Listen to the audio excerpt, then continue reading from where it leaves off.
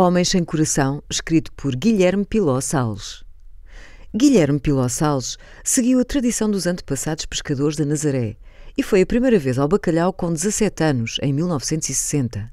Seguiram-se 7 campanhas como pescador à linha nos pequenos barcos Dory, nas águas tempestuosas dos grandes bancos da Terra Nova e da Groenlândia, na designada Faina Maior, a epopeia do bacalhau, um dos episódios mais esquecidos e mais notáveis da história marítima portuguesa. Este livro é o relato autobiográfico de memórias marcantes desses tempos, dessas viagens e dessas fainas de extrema dureza, cheias de perigos e de privações, na pesca de bacalhau à linha. Um homem sem coração arrisca tudo na vida, e ali era preciso ir ao limite ou mesmo ultrapassá-lo, diz o autor deste retrato. Uma história comovente de bravura, dedicação e amor pelo mar. Este audiobook foi produzido a partir do livro publicado em setembro de 2021. A coleção Retratos da Fundação traz aos leitores um olhar próximo sobre a realidade do país, Portugal contado e vivido, narrado por quem o viu e vê de perto. A Fundação nasceu em 2009, fundada por Alexandre Soares dos Santos e família, para estudar os grandes problemas nacionais e levá-los ao conhecimento da sociedade. A criação da Fundação Francisco Manuel dos Santos visa dar resposta a uma lacuna óbvia na sociedade portuguesa. Apesar da frequência com que no espaço público se discutem as mais variadas matérias, o debate em Portugal parece estar sempre mais apoiado em opiniões subjetivas e percepções individuais do que em dados sólidos e investigações cuidadosas. Assim, a Fundação publica livros e elabora estudos sobre temas relevantes para a sociedade, como a educação, a economia, a justiça ou políticas públicas. Organiza encontros e debates, onde reúne e dá voz a especialistas nacionais e internacionais. Cria, compila e difunde dados sobre Portugal e a Europa através de várias plataformas. O objetivo último é contribuir para uma sociedade mais informada, reforçando os direitos cívicos dos cidadãos, a qualidade das instituições e o acerto das políticas públicas. Conheça todos os projetos da Fundação em ffms.pt.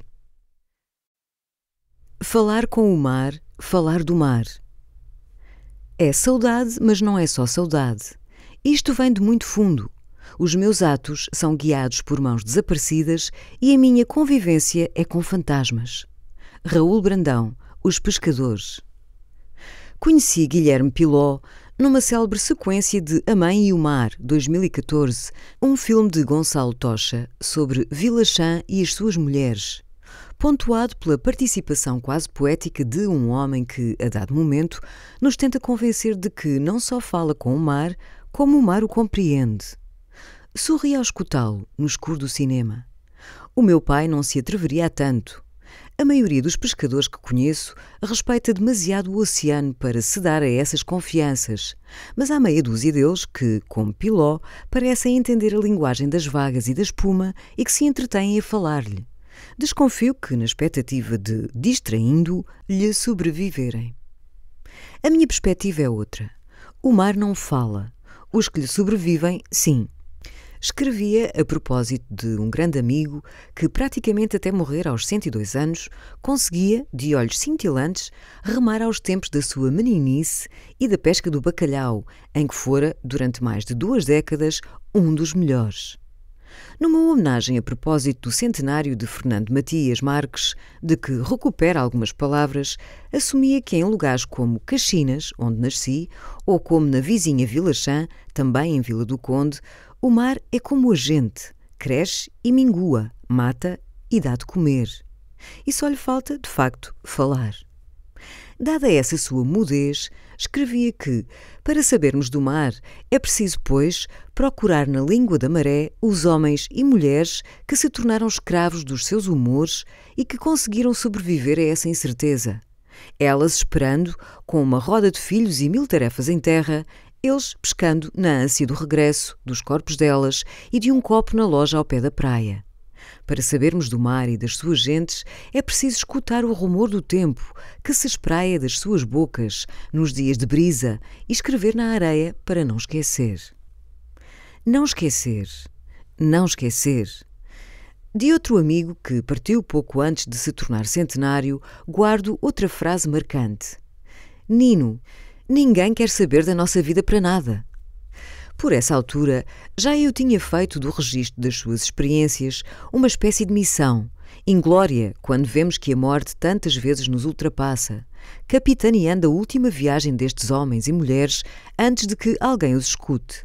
Falhei com o tio Acácio, falhei com muitos, homens e mulheres que se calam, remoendo episódios inimagináveis, mesmo para um dos seus descendentes, à espera, talvez, de que alguém lhes pergunte, ou nem esperando nada. Analfabetos ou humildes demais para se aventurarem a navegar sem agulha por um texto, são raros os que escrevem. Na pesca e na saga incomparável do bacalhau, a história tem sido sempre contada pelos da ré. Senhores da melhor comida, do diário de bordo e da última palavra, nos navios e na vida.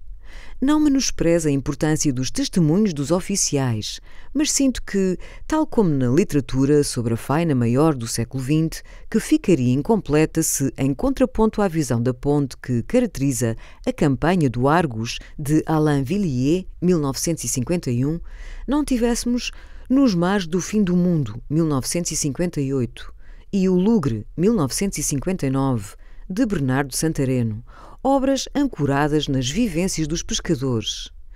Nos falta, também nos registros mais testemunhais e biográficos, a voz destes últimos.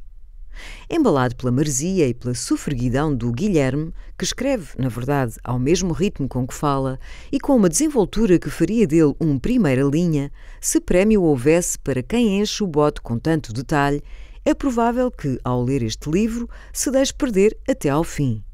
Aconteceu comigo há uns anos, uma noite na casa dele, em que, convidado com Gonçalo Tocha para provar uma das suas especialidades culinárias, nos perdemos ambos, madrugada dentro, enredados na voz ora maviosa, ora lúgubre deste contador de histórias.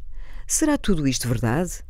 Quanto daquelas experiências foi já lapidado pelo rememorar constante, para nos ser apresentado num tom ora excessivo para nos prender, ora suavizado para não escandalizar? Perguntava-me eu, na viagem de regresso a casa. Saúdo, pois, este livro que desde essa noite esperava por ser um búzio que nos traz os mares que perdemos para a história. E saúdo-o pelo arrojo do seu autor, esperando que o exemplo prospere e outros lancem linhas nos bancos da sua própria memória. Que venham mais, lá do rancho da proa, onde se forjavam amizades e rivalidades, onde os louvados abençoavam cada acordar, e a exaustão, mais do que o rolo do navio, embalava o descanso nas curtas madrugadas. Tornado salgador nessas viagens à Terra Nova e à Grunlândia, o menino do tio Abílio conserva esse tempo com o mesmo enlevo com que conservava o bacalhau, e é desfiado e cru que, por estas páginas, ele nos é servido. Bem servido. Abra um bom vinho, se puder, para acompanhar a leitura. E quando terminar, faça como eu, um brinde a estes homens sem coração. Abel Coentrão, jornalista e fundador da Binda ao Peixe, Associação Cultural. Eu e o tio Abílio. Meu nome é Guilherme Piló Salles, de origem nazarena de uma grande família de pescadores de bacalhau. Pelo menos, ao meu conhecimento, já o meu bisavô o era. Por isso, nasci de gente ligada ao mar e segui a mesma tradição. Embarquei 7 anos para a pesca de bacalhau nos grandes bancos de pesca da Terra Nova, Newfoundland e da Grunlândia. Fiz o que pude, trabalhei muito, mas graças a Deus fui recompensado. Fui um bom pescador de dory, na pesca à linha. Os dories são pequenos botes de madeira com cerca de 5 metros de comprido e 1,5 metro de boca, de fundo chato e extremidades altas, simples, baratos e fáceis de manobrar e facilmente empilháveis. Não quero deixar este mundo sem escrever as minhas memórias. Quero contar-vos da alma e do coração de um velho pescador, essas viagens de pesca de bacalhau à linha, sem palavras feitas nem rodeios. Vou escrever a realidade com sinceridade. Vou-lhe chamar Homens Sem Coração. E o leitor, no fim de ler o livro, vai verificar que o nome que lhe dei estará correto. Sou apenas um velho pescador com a 4ª classe de escola, sem instruções académicas, mas tenho uma grande alma e muita sensibilidade, para além de que amo demais o mar. Tenho-lhe muita devoção e respeito e uma grande cumplicidade e afinidade com ele, pelo tempo que nele naveguei e me manteve à superfície. Aos 4 anos de idade, na praia da Nazaré, onde eu vivia, já andava no meio dos pescadores. O meu pai era motorista de uma traineira e eu juntava-me aos pescadores. Como era muito engraçado, todos gostavam de mim e quando vinham do mar, davam-me sempre peixe para levar para casa. Passava o dia na praia. Aos 5 anos, vim para Matosinhos com a família, pois naquela altura não havia doca na Nazaré, era uma praia aberta, mas em Matosinhos já havia. Como nós, outras famílias emigraram para lá. Mais tarde, vim com a família para Vila Chã, em Vila do Conde. Custou-me um pouco a adaptar, mas rapidamente entrei na rotina. Havia mar, havia peixe e, claro, pensei logo, este é o meu mundo e é aqui que eu quero viver o resto da minha vida. Fui crescendo embrulhada em peixe, fui para a escola e fiz a 4ª classe. Aos 10 anos fui para moço de trolha, mas mantinha sempre a ligação ao mar e aos 13 anos chegou enfim o meu dia de fazer o que mais gostava. Antes, já eu ajudava na lide da praia com um velho pescador que foi o meu mestre. Ele ficou sem camarada, chamou-me e convidou-me para andar com ele. Foi uma alegria tão grande que nem acreditava, mas o facto é que era verdade, ia ganhar dinheiro. Então, recordo como se fosse hoje, disse à minha mãe, a partir de agora eu vou andar com o tio Abílio ao mar. Ela olhou para mim e disse-me, oh meu filho, e logo com o Abílio, que é tão destemido e tão obstinado pelo mar. E eu disse-lhe, é mesmo com ele que eu quero andar à pesca da sardinha e à faneca. Sentia-me feliz porque podia ajudar a minha mãe, pois nessa altura havia muita miséria. Estamos a falar de 1955, 10 anos após a guerra, quando começa a minha universidade. Foi lá que eu estudei, foi lá que me fiz homem e digo-vos, fiz-me doutor sempre com notas altas. Nos tempos de remo e da vela latina, os remos tinham o comprimento de 18 palmos, ou seja, cerca de 4 metros, para viagens que por vezes tinham 5 ou 6 milhas náuticas, o equivalente a 1,852 metros, horas e horas de remo. Quando vinha uma aragem de vento para lançar a vela, meu Deus, era uma bênção dos céus. Fazer 6 milhas sem remar era uma felicidade, pois estávamos no mar desde as 5 da manhã, já cansados de trabalhar com as naças à faneca, trabalho duríssimo.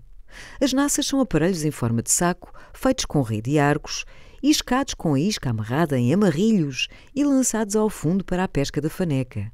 Quando puxadas, as naças retêm as fanecas. Estamos a falar de cerca de 50 metros de profundidade e as naças eram bem pesadas. Tínhamos de alar à mão, vida dura e difícil, mas geralmente Deus ajudava-nos e ganhávamos o dia. Esta foi a minha escola, mas era isto que eu queria, era aqui que eu me sentia feliz, que me sentia realizado, onde fui crescendo e me ia preparando para enfrentar a vida, fosse em que mar fosse, pois, além de tudo, eu amava o mar, sentia que ele me corria nas veias. Estava-se a formar mais um piló, bravos homens do mar. A partir dos 13 anos de idade, passei centenas ou milhares de horas aos remos e à vela.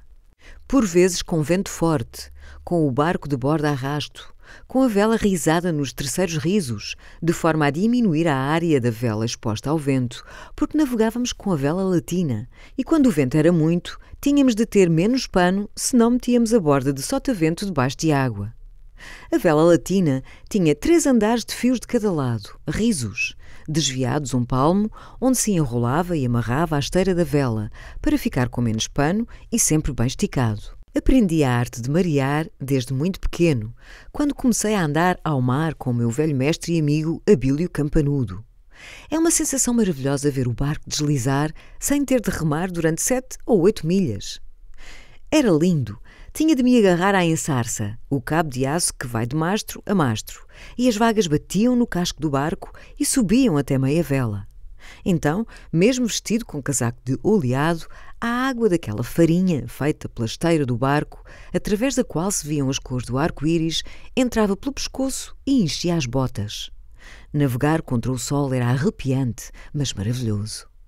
Era nessa altura, quando andava ao mar muito alteroso e iam todas e dentro, que o velho me dizia: fala ao mar, menino. E eu, quando via altas vagas por Barlavento, então dizia: ó mar de Deus, ó mar de Cristo, porque o velho mestre era muito religioso e temente a Deus. No mês de maio, tempo de novena, quando estávamos no mar e o som do sino da igreja nos chegava, com uma aragem de vento leste a tocar para a missa, ele obrigava-me a rezar o Pai Nosso e a Ave Maria junto com ele. Passámos muitos trabalhos juntos, sofremos muito, mas com uma amizade maior do que... Esperamos que você tenha gostado desta prévia. Para continuar ouvindo este audiolivro no Google Play Livros, use o link na descrição do vídeo.